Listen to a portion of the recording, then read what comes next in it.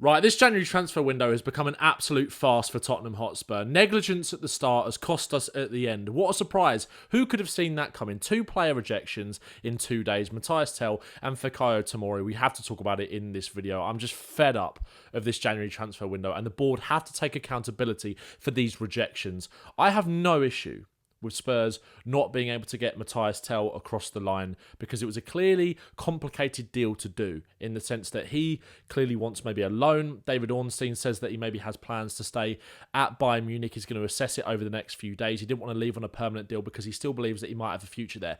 Fair enough. On the player's side, I have no problem. And if Spurs tried everything they could possibly do to get that deal over the line, then I don't have an issue. Where I do have the issue is that the negligence up until this point has meant that we are now panicking and now trying to make opportunistic signings rather than having any sort of clear plan going into the window of what we wanted to do. This is always the danger of relying on opportunistic deals that come up. Don't get me wrong. Mathys Tel, I think, would have been a great player for Spurs. Make sure to subscribe, by the way. Make sure to subscribe to the channel, get involved in the comments, and like the video as well. I think Mathys Tel would have been a really positive signing again with the young players that we've been bringing through the door. I think he's super talented, up front, left wing, versatile, exactly what we need right now. Yes, he's young, but I think he's got so much potential. I think he can make an impact now. But again, it's an opportunity. Mathys Tel's situation changed very late on the market. We were made aware of that by Fabrizio Romano, who initially wasn't going anywhere. And then early this week, that situation massively changed. And Tottenham, like a lot of other clubs, jumped on that and tried to get a deal done. And this is the difficulty when you rely on these kind of signings without any clear plan, is because if it goes wrong and you can't get him, Daniel Levy flew out to Munich to try and convince him with Johan Lange to join. And apparently, according to some sources, he wasn't convinced by the project. And this is the problem. When you're 15th in the table, how are you going to convince these players that the right home is Tottenham Hotspur, that the right club to join out of all the clubs that are in for Mathys Tel is Tottenham Hotspur? How much of an impact that actually had in terms of the league position, we won't know. Again, I do think Mathys Tel's priority to stay at Bayern Munich or priority to maybe not move and take the Tottenham deal is that because he wants to stay at Bayern long term. I do think that is the case. And Tottenham went hard with a big bid and it was turned down. It was agreed by the club. The problem is Daniel Levy, and we'll come on to Tomori in a second in the centre-back plans because that is just even more of a farce than this. The problem is that Daniel Levy has shown his hand now. And there was a lot of reports saying that the money that was going to be used to fund the Tel deal, basically Levy was kind of using Bayern's financial position as leverage because they still owe us money for Kane, so they were going to find a deal in that. And that's why the deal got agreed so quickly. So Spurs weren't necessarily using new money to fund this deal. However, the fact that you have shown that you are prepared to spend £60 million, despite the fact that he was using Bayern's financial position as leverage against them, with them still owing us money, fans are going to expect you to go big.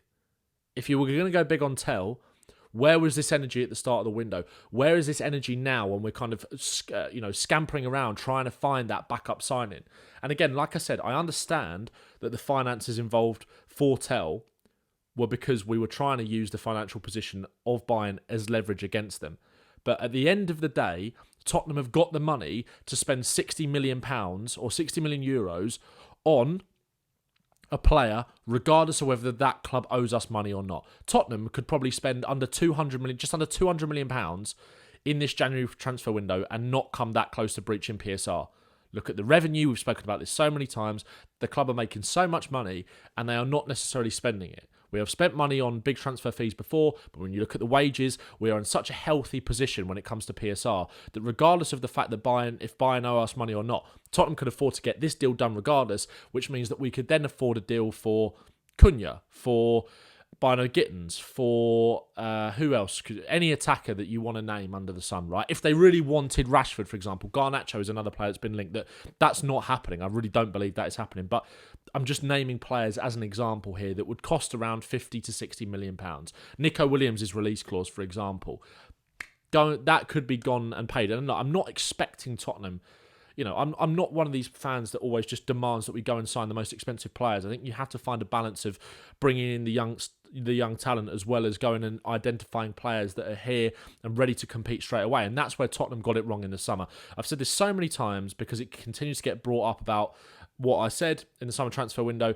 I was happy with the window at the time in certain aspects because I think I really liked every player that was brought in individually. I don't know how many times I've got to say this. I said for so many times as well. I said so many times on various different platforms and channels. Just because it wasn't on YouTube, that doesn't mean that you guys didn't, you might not have seen it or heard it on here, but you might have heard it somewhere else or seen it somewhere else, that we left ourselves short and it was a risk, right? But again, the kind of price you pay for being a glass half full fan is that, I wasn't going to be angry about it necessarily. I was worried, but I wasn't angry. Now, this is just sheer incompetence. And we'll move on to Tomori in a second. But I think the point is on Tel, like I said, I've got no problem with Spurs actually missing out on him in the sense that if he wants to stay at Bayern and fight for his place there, when you think about the fact that, they might be selling Gnabry, these kind of players might be leaving in the summer, Sane, more opportunities might open up for him, then fair enough. And Kane in a couple of years' time could Tel become their main striker, potentially, right? I understand why he wants to fight for his place. And I understand that Tottenham did everything they possibly could to get that deal over the line. But Tottenham fans will be expecting now, regardless of the financial situation that Spurs, or Bayern's financial situation that the Spurs kind of used against Bayern, Spurs fans have every right to expect that kind of money to be spent on another player, regardless of whether it's now or whether it was at the start of the window. And that is the crux of all of this, because you come back to it, right? I've just seen this. So Tottenham, we'll come on to Tomori in a second, because obviously this links on, right? Tottenham internally feel that Radu Dragusin's knee injury could be serious. At least one and eventually two centre-backs will be joining in the final days of the window. So now we are apparently signing two centre-backs, according to Fabrizio Romano. Negotiations ongoing for Fikayo Tomori and more options in the shortlist. Now, before we come on to Tomori apparently turning us down, if the plan... So, let me get this straight. At least one and eventually two centre-backs will be joining in the final days. So if you plan to bring in two centre-halves, I understand, right, making one centre-back signing in reaction to Dragusin's injury. I understand that. But the fact that they might bring in two surely shows that there was maybe a plan to bring one in the first place anyway. But again, it's February today, guys. Pinch punch first day of the month. Happy February. We've still not signed a single player other than Kinski. But if the plan was to bring in two centre-halves, whether that's a reaction to maybe the fact that Romero might be a little bit delayed in terms of his recovery. But for me, if you are planning to sign two centre-halves in the last 2 days of the transfer window, that to me shows you that there might have been a plan to sign a centre-back all along, which means it's beggars belief how we've ended up in this position now. Does that make sense? Do you understand what I'm saying? Like, I just feel like, look, I could live with, at the start of the window, if Tottenham said that we're not going to come out and sign a centre-back because we've got Dragusin and Gray, Van der Ven and Romero's returns are on the horizon, we've got Ben Davies coming back as well. It's one area that we're going to look to go for in the summer as a real competitive backup to Romero and Van der Ven, given their injury situations and Romero potentially leaving. If we come out with that transparency, I can live with that, right? These players are coming back. You don't want to go and sign a player, that might not be actually getting any game time with Romero and Van der Ven back. Obviously, come back. Obviously, the worry is that they come back, get injured again, and then you do need those kind of players. So I think signing a centre-back would have been beneficial. I just think if the conversation or the narrative at the start of the window from the club had been that, look, we're going to focus on signing a centre-back in the summer rather than in January, I could have lived with that. I still don't understand why we're not going in for a fullback. That's bonkers. Obviously, Patrick Dorgu has gone to Manchester United. That is a really pressing issue for me when you think about how much they get run into the ground. And obviously, Doggy is injured at the moment. Porro, I think, is one game away from getting injured. Jed Spence is back for the weekend, but has been out injured for the last couple of games, and he's a player that we've relied on significantly. The fact that Sergio Reguilon has been getting minutes for Spurs starting in the FA Cup against Tamworth shows you that we need a fullback, and that's not been addressed either. But for me, the bottom line is, if the plan now is to apparently sign two centre-backs, surely they had in their mind that they probably wanted to sign one anyway. So why has it not been done? Why has it not been done? And now, again, you're left in the position where you're scrambling around these kind of options with players like Tomori, who I think, for what it's worth, I think would be a decent signing for 20 to 30 million euros. I probably would have preferred a loan if I'm being honest, but AC Milan are pushing to sell him. Whether they force him out the door and that means he accepts Tottenham's advances, it remains to be seen. We don't know yet. And apparently, according to Get Italian Football News, don't know how reliable this is again, apparently, Tomori rejecting Tottenham is not about it's not about Tottenham. It's about not wanting to leave Milan. Tomori wanted to stay at Milan even when Juventus came calling. This is not about Tottenham. It's about the player's decision. Again, that might be true. Again, a little bit like Mathys Tel, right? If he's rejected Tottenham's advances because he wants to stay at Bayern rather than make that permanent move, fair enough. Fair enough. That's absolutely fine.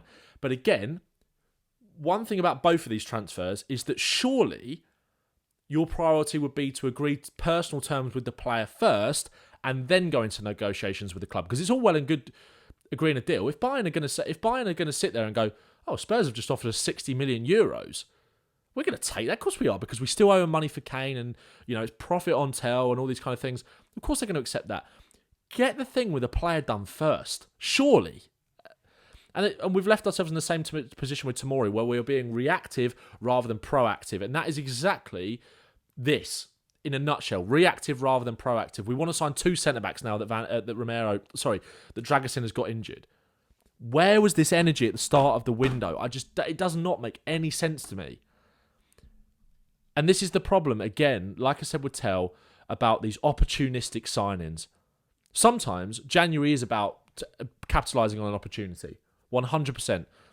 Look, that has happened before, and that has worked for Spurs. With Kulusevski and Bentancur, they were opportunistic signings, right? And you never know what's going to happen in the last few days of the window. But again, I can live with that. I can live with not signing a player in January and maybe signing 1 or 2 at the end when an opportunity comes up, right? If you've got a fully fit squad or maybe a couple of injuries and they're coming back on the horizon. This is the worst injury crisis Tottenham have ever had. This is arguably a worse transfer window than the transfer windows that went by under Pochettino when we were moving to the new stadium, where we didn't sign a single player. That was unforgivable in the sense that it really harmed our development and our ability to push on when there were clearly titles and cups to be won under Poch. Absolutely, you can say that without a doubt. But just in terms of sheer negligence in relation to the current situation that we find ourselves in, this is as bad as it gets from Tottenham. As bad as it gets. How can you be this negligent with the situation that we find ourselves in, where now we've Dragusin, look, again, a little bit like the Solanke one with Dragusin. That's not a muscle injury. It's not because he's been run into the ground. It's not because of Ange's training. It's not because of any of this that gets thrown Ange's way. It was an awkward landing, but you also have to factor in these things happening. It's not just all going to be all well and good when Romero, Van der Ven, all of these players come back, because you're going to lose other players along the way. Not just necessarily through kind of freak injuries like Dragusin has got, through muscle injuries, driven by players kind of playing right on the edge and playing in the red zone when you look at Tottenham's intensity in and out of possession. And there was a stat that came out this morning.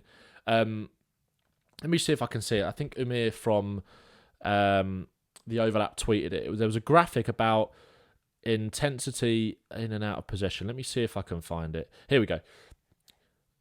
Which teams sprint more in possession versus out of possession this season? Look at Tottenham right there. High intensity in and out of possession. I would love to see how much that is kind of weighted by the first 10 or 15 games when we had most of our players, or 10 games certainly where we had most of our players. But still, when you play that way, you have to have the squad to do it. And it's one thing that we didn't address in the summer. And like I said, I was positive about it at the time because I was really happy with the project in terms of where we were going and identifying these young players and Solanke coming through the door. I said that we didn't do enough and it could come back to bite us, and it has come back to bite us massively. But we knew that going into this window. And now we're in a position where, Dragusin could miss the rest of the season and Spurs have considered a late move for Axel Disasi. Are you, you cannot make it up. Chelsea fans, and this channel isn't about coming on here and ranting or anything like that. It's not, but I have to speak about this. Chelsea fans, this would be the equivalent of Tottenham needing a goalkeeper and going and signing Robert Sanchez, because when you think about how Chelsea fans speak about Disasi and how they speak about Sanchez, that would be the equivalent kind of signing. I said on TalkSport this week, right? Tottenham have not signed a big... Other than Carlo Cudicini, who was coming towards the end of his contract, or it might have even been on a free, right? And when we picked up Gallas on a free when he's left Arsenal, Tottenham have never signed... And Adebayor, right, when we signed him. Tottenham have never gone out and signed a big player from a big six club. It's never happened. It's genuinely never happened. I don't want this to be the start. I don't want this to be how we right that wrong. Axel Disasi. Like, where is the planning? Where is the planning in all of this window? It is genuinely shambolic. And like I said, I'll finish the video by saying I can understand. I've got no problem with Spurs not getting Mathys Tel, because it was a tough deal to get over the line with a lot of moving parts, and he clearly wants to stay at Bayern Munich, and he clearly prioritised the loan move. No problem with that. I can understand Tomori rejecting Tottenham if he wants to stay at AC Milan and fight for his place. I understand that. But the bottom line is the situation that Daniel Levy has created is that we do look unappealing to clubs because of the situation that we find ourselves in, regardless of whether it's going to be a short-term one or a long-term one. But we are at risk of kind of just fading into that sort of obscurity because of the fact he has not been ambitious enough in the past, and we are an unattractive option. And it's panic stations. And this is where the gamble comes when you want to make opportunistic signings. Because if it doesn't come off, then who are you going to go and get? It's 2 days towards the end of the window now. 2 days till the end of the window. And I could not tell you who Spurs are going to sign. I get that January is about opportunities. But where was the planning going into this window? It is absolutely nuts. There's not really much more you can say on that. Who knows? We might get some positive developments with Tomori. You don't know. Maybe he'll change his mind. Maybe AC Milan will force them out because they want to make the sale. Who knows? Who knows? But it stinks.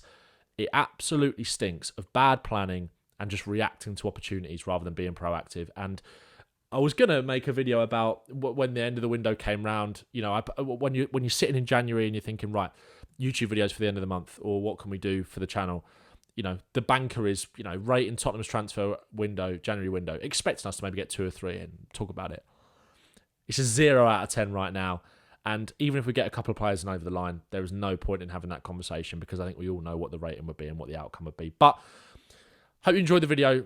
Get in the comments. I assume a lot of you are going to kind of share the same sentiment as me. If there is any activity, there will be videos on the channel. I'm going to try and get a Brentford preview out tonight or tomorrow morning. I get this obviously short shelf life and not a load of time for you guys to enjoy it, but I want to get that out for you guys, so I'll try my best. I needed to jump on here and talk about this.